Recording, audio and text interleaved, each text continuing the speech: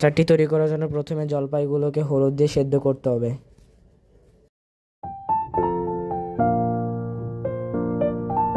চুলায় একটি প্যান দিয়ে তার ভেতর পাঁচফোড়নগুলো ভেজে নিতে হবে।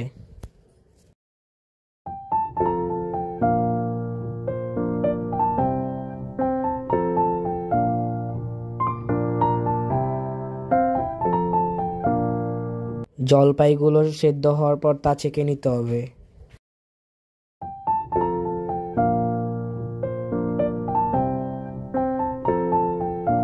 প্যানের উপর কিছু মরিচ ঢেলে নিতে হবে। মরিচ ও পাঁচফোড়ন গুঁড়ো করে নিতে হবে।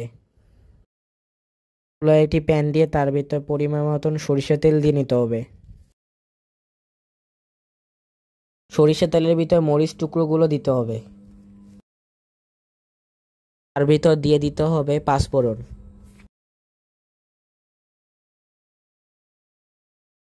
এগুলো দেওয়া শেষ হলে তার ভিতর আদা বাটা এবং রসুন বাটা দিতে হবে।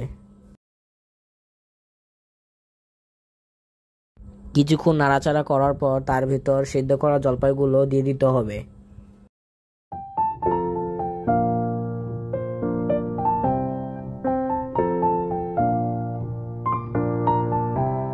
জলপাইগুলো দেওয়ার পর একটু ভেজে নিতে হবে।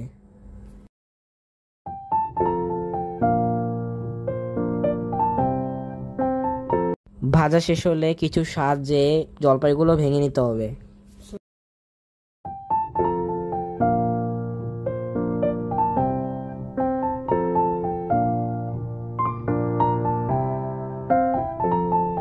ভাঙা শেষ হলে তার ভেতর হলুদের গুঁড়ি, মরিচের গুঁড়ি এবং স্বাদ মতন লবণ দিয়ে দিতে হবে।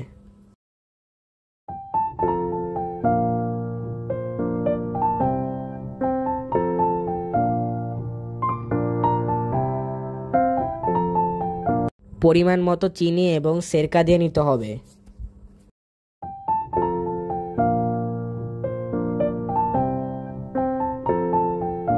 তারপর সেই মশলাগুলো দিয়ে নিতে হবে। মশলাগুলো দেওয়ার পর অনবরত নাড়তে হবে। এখন একটি পাত্রে লবণ, বিট লবণ এবং সেই মশলা দিয়ে নিতে হবে। স্বাদ মতন মরিচের গুঁড়ো এবং পরিমাণ মতন চিনি দিয়ে নিতে হবে।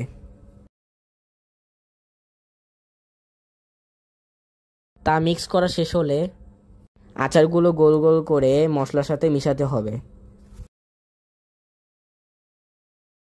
এই তো আমাদের মজাদার আচারটি তৈরি হয়ে গেল।